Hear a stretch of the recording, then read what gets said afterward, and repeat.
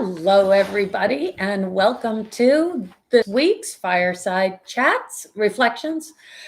You can see we've changed fireplaces. We did this a couple weeks ago. Moved over here to our house to a more summery fireplace for you. So, hi, Paul. Hi, Laura. We were just talking Hi, about everybody. not doing that. It's Hi. just funny. Good to see you. Good to be together again. Good to be together again. So this week, we're going to take apart a little bit the prodigal son, the parable of the prodigal son. And I think that probably most of you know a part of the story or some of the story, but hopefully we'll shed some new insights for you about the three participants, the father, the younger son, and the older son. Yeah. So, and kind of along the lines of we've been doing some looking at some very, very familiar parables and passages in the Bible. And this is, once again, as a reminder, this is a parable, which means Jesus creates it, creates every character, creates every situation. It's all from scratch. So everything is, every element, every detail is there for a particular reason and a particular meaning. And sometimes multiple meanings. Yeah, and sometimes that's the fun part. Yeah, which is really kind of funny as an aside, because sometimes people get kind of upset, with the parables and thinking that they're real life news report or something like that of an event that happened. And anyway, so just a little thought about a parable. So we're going to read it. Yeah. And hopefully you have, if you wanted to read along, you have a copy of it attached to the e-blast that went out. Yeah. So it's from Luke 15, verses 11 through 32. Parable of the prodigal son. Jesus continued, "There was a man who had 2 sons. The younger one said to his father, 'Father, give me my share of the estate.' So he divided his property between them. Not long after that, the younger son got together all that he had, set off for a distant country, and there squandered his wealth in wild living. After he spent everything, there was a severe famine in that whole country, and he began to be in need. So he went and hired himself out to a citizen of that country, who sent him to his fields to feed the pigs. He longed to fill his stomach with the pods that the pigs were eating, but no one gave him anything.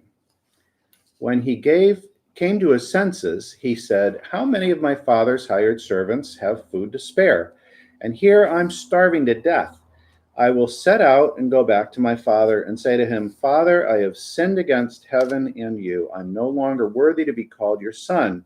Make me like one of your hired servants.' So he got up and went to his father. While he was still a long way off, his father saw him and was filled with compassion for him. He ran to his son, threw his arms around him, and kissed him. The son said to him, 'Father, I've sinned against heaven and against you. I am no longer worthy to be called your son.' But the father said to his servants, 'Quick, bring the best robe and put it on him. Put a ring on his finger and sandals on his feet. Bring the fatted calf and kill it. Let's have a feast and celebrate. For the son of mine was dead and is alive again. He was lost and is found.' So they began to celebrate. Meanwhile, the older son was in the field. When he came near the house, he heard music and dancing. So he called one of the servants and asked him what was going on. 'Your brother has come,' he replied, 'and your father's killed the fatted calf because he's come back safe and sound.' The older brother became angry and refused to go in. So his father went out and pleaded with him. But he answered his father, 'Look, all these years I've been slaving for you and never disobeyed your orders. Yet you never gave me even a young goat so I could celebrate with my friends. But when this son of yours who squandered your property with prostitutes comes home, you killed the fatted calf for him. My son, the father said, you are always with me, and everything I have is yours. But we had to celebrate and be glad because this brother of yours was dead and is alive again. He was lost and is found. That's an awesome parable. Great parable. And to think that Jesus comes up with this. I don't know if he had been thinking about this, and or if it was just more spontaneous and once God again inspired. I mean, one of the Clearly. phrases that I like to say is beyond genius. I don't know how you come up, talk about the power of short stories, right? Yeah, So yeah. this is the shortest of short stories. Yeah. And again, how do you come up with a story that is this short, that is this potent, and that carries through time and it's not universally known, but it's nearly universally It's known. pretty universally through 2,000 years. Right. How many times has this story been referred to? Yeah. Dealing with relationships and what's fair and so forth. And you think in the 100s, in the 200s, in the 700s, in the year 1100. I mean, you just go through the ages, and how many times has this been referred to? And I'd say, how many lives have been in relationships have been changed, reconciled, and healed, and transforming people's understanding of fairness and forgiveness and all of that. Yeah. Well, it's interesting. It's certainly in religious circles. It's a well-known, in Christianity. Most people know it, but also it appears culturally. I mean, one of Rembrandt's greatest paintings is the Prodigal Son painting, and we take from that story some very familiar cultural terms, like to kill the fatted calf. Was lost but now is found, right? Are the words to one of the most famous hymns ever, which comes from, this story back to our friend with the Amazing Grace. That sermon, John Newton never quite preached on him. It may be this Sunday. It was going to be a few weeks ago, but that was a big other teaser. Things came up. That was a big teaser. Once again, might be this Sunday. Yeah. Tune in and find out. Yeah, I think one of the not an injustice, but I think one of the short-sighted parts of this parable is that people think it's just about grace and forgiveness. When it absolutely is, but there's just so much to it. It's not just about the loving forgiveness of God. It's not just about God being ready to welcome back, sinners or people who have separated themselves from God at the first sign of repentance, although that's definitely part of what it's about. But each of the characters in this story play a really important, vital part that is much richer than that kind of that surface story. So when you start to really look at it, you have to realize that each of these three main characters, the father, the younger son, and the older son, are representative, very, very clear representatives of three different groups of entities that are existing at the time that Jesus is alive. So the father is clearly God. I know. All right. What do they call that? When you're going to tell the story ending. Anyway, what's that word? What's that? Telling the story. No. When you're in a movie and someone gives you the spoiler spoiler alert. Yeah. The younger son is actually the nation of Israel. And you have, keep that in mind when you hear the story. And then the older son actually represents the Pharisees and those religious leaders who have been doing the right thing all along. So when we go through the story kind of piece by piece with those three understandings of what they're talking about, it takes on an even deeper and richer feeling kind of thing. So starting with God, right? That's the father. That's kind of the easy one to start with. And as you mentioned, the property is how the whole thing starts. It all starts with the division of property. And when we read it, we think of it one way, but it's actually more than what we were talking about. So Yeah. So actually, for decades, I read this, and the assumption is, actually, I'm gonna back up before that, because what kind of underlies the assumption is one of humanity's deepest and most passionate desires, and we hear this over and over and over and over and over again with our children when they're very young, but really all through their lives. And we hear it with adults, and it's even a theme that's going on now. And what we hear is, it's not fair.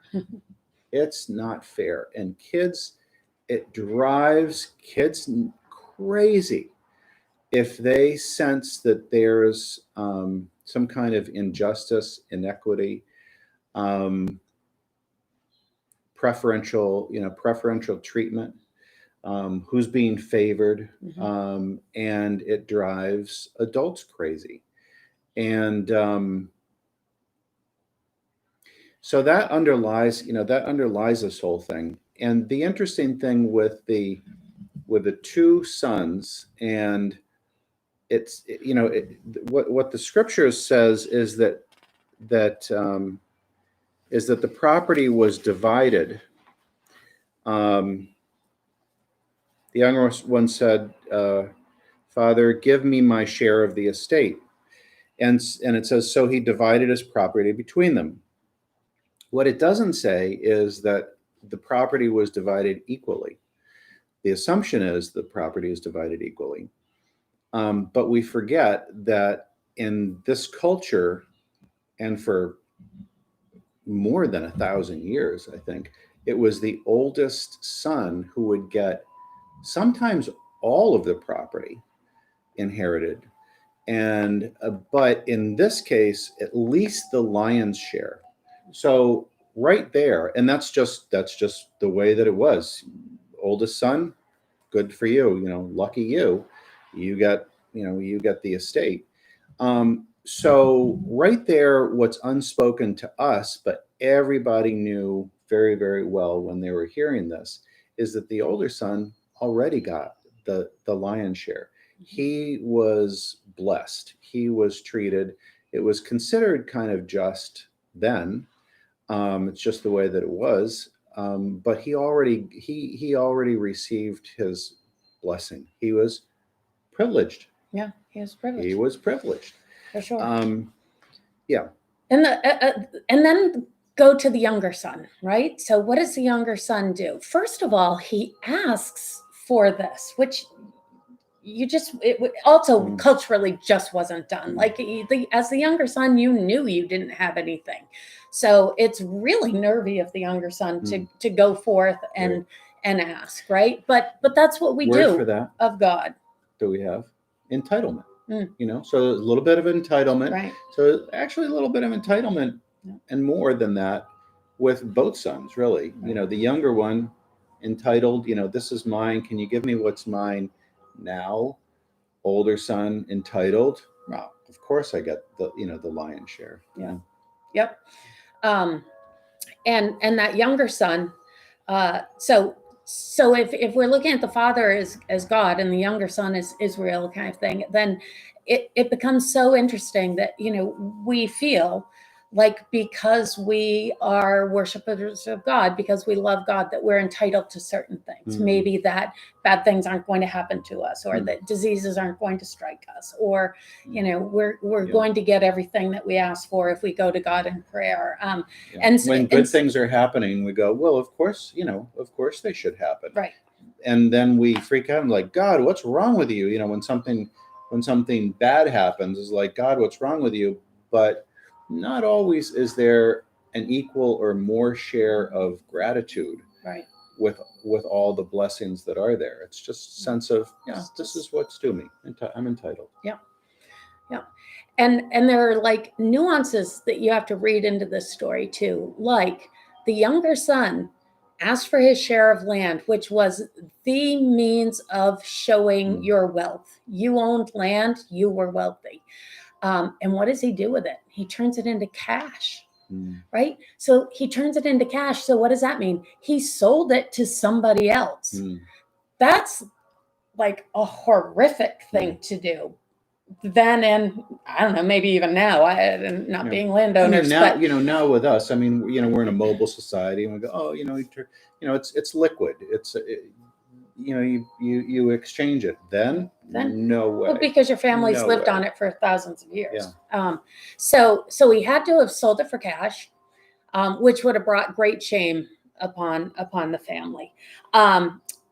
In addition, it was kind of shameful behavior for him to do in the first place, right? And certainly as we get into the story, his behaviors turn even more shameful, right? But the father in this story takes kind of both of those hits without any recrimination.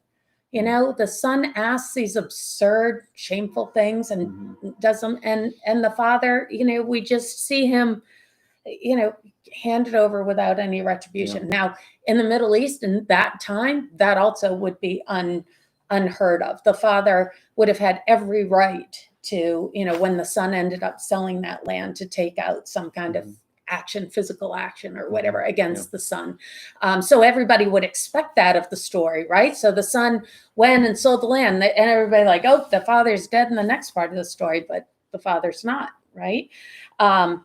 So that is one of the things that Jesus keeps doing with parables. He kind of puts you right on the edge of the story right from the beginning, right?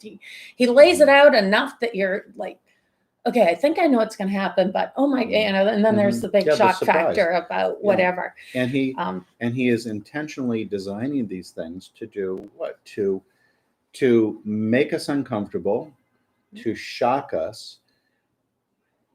Why? Just for entertainment purposes? No. To dislodge us. It's kind of like, if something's stuck, sometimes you have to just, bang it, hit it, whack it, whatever, to dislodge. And to dislodge what is, what's stationary, what's fixed, what's comfortable, what has been settled. Something settles into place. And it can kind of rust into place, and you can just say, well, this is the way that it is. And Jesus again and again comes by and he goes bang, and it kind of jolts us, and then so that we are then able to change our way of thinking. And so if we feel the areas in which we feel jolted by this story and other stories, but let's say this story, the areas that make us uncomfortable are the areas where God is speaking to us. God is speaking to you, and saying, this is where you need to grow. This is what you need to pay attention to, which is a kind and a loving thing. This is where I'm stuck right now. I think continuing on with the fathers and that younger son, another point of real shock would be that that younger son is also giving up his obligation to care for his father in his older years.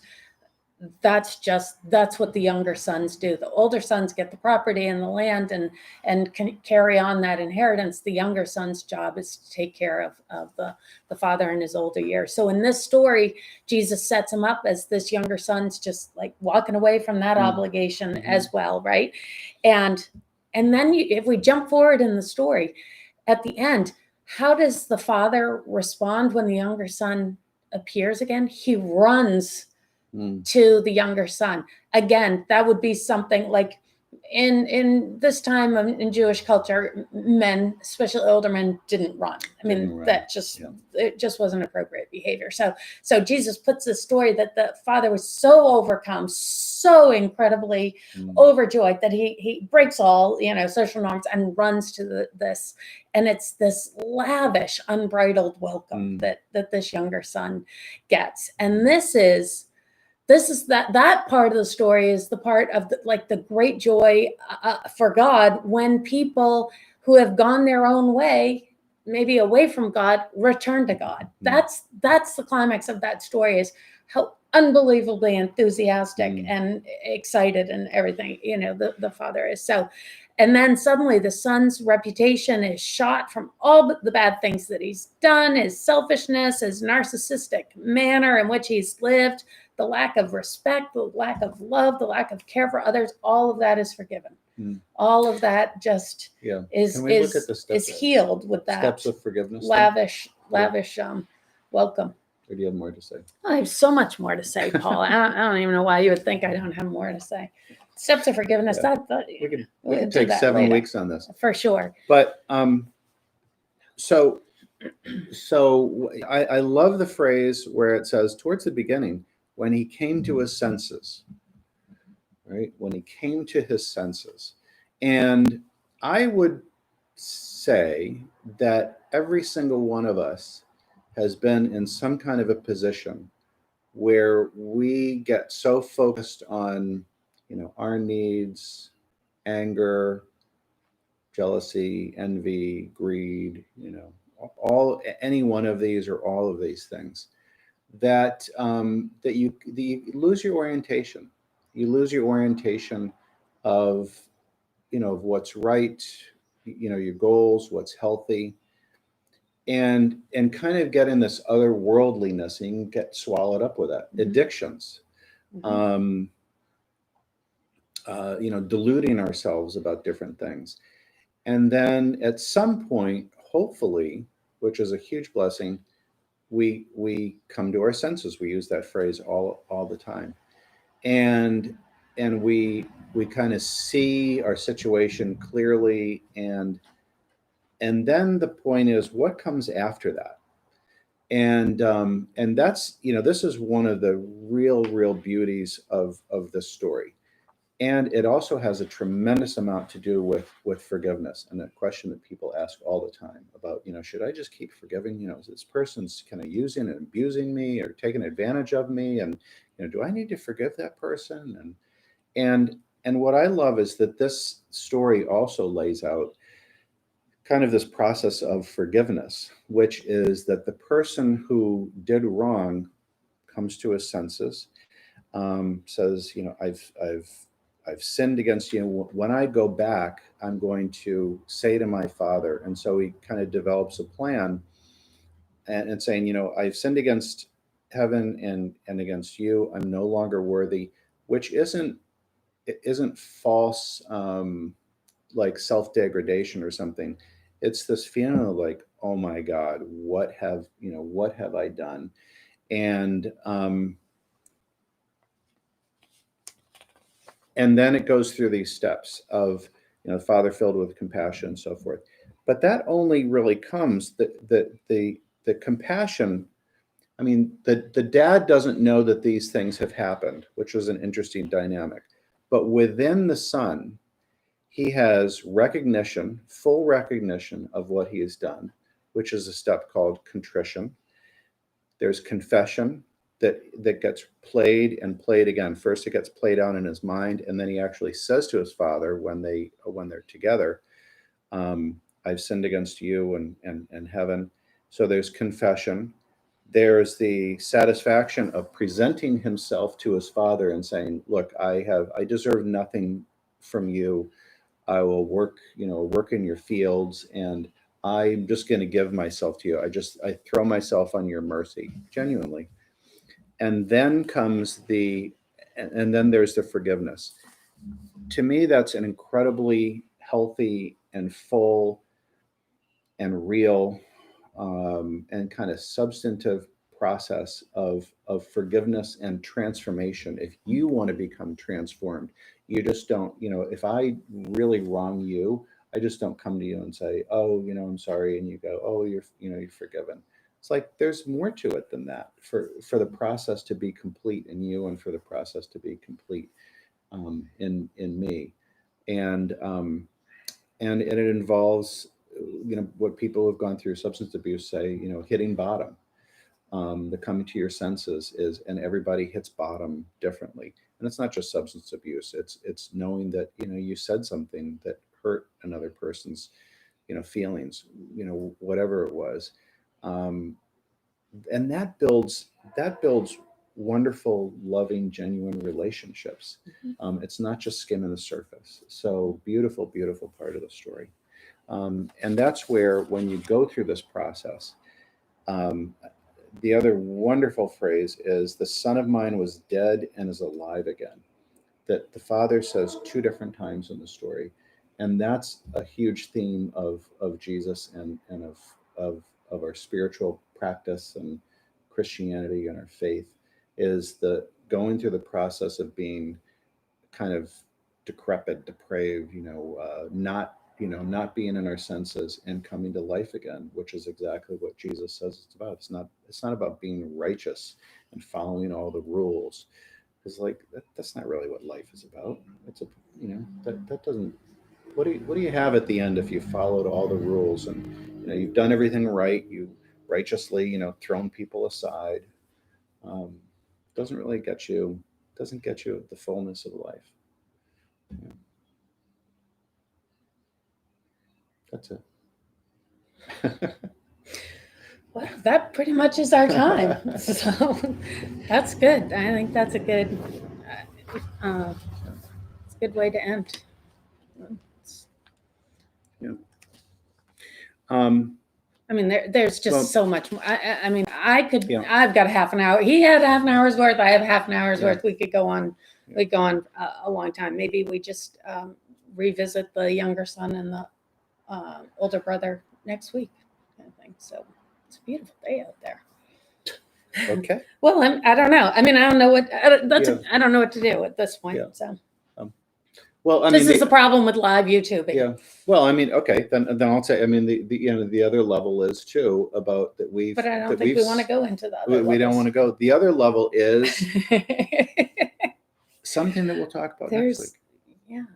I mean, don't you think? I mean, there's just so much more to say about that. I don't want to. I don't want to shortchange it either. Okay. So good. Good. Well, something to hopefully stir the pot within all of us. Yeah. And to dislodge some, being comfortable. Yeah.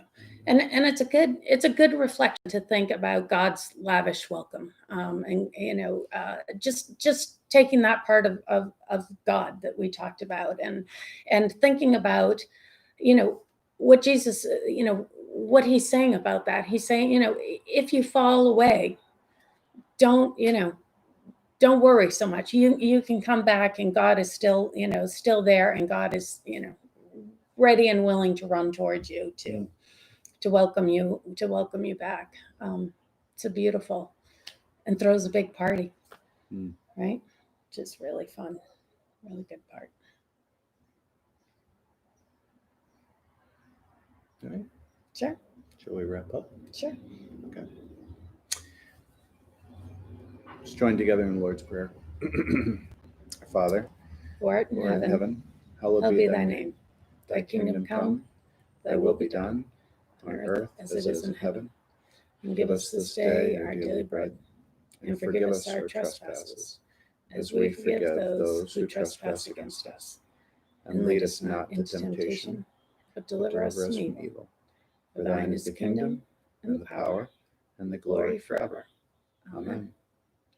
We'll see you next week, right back here. See you next week, and see you this Sunday.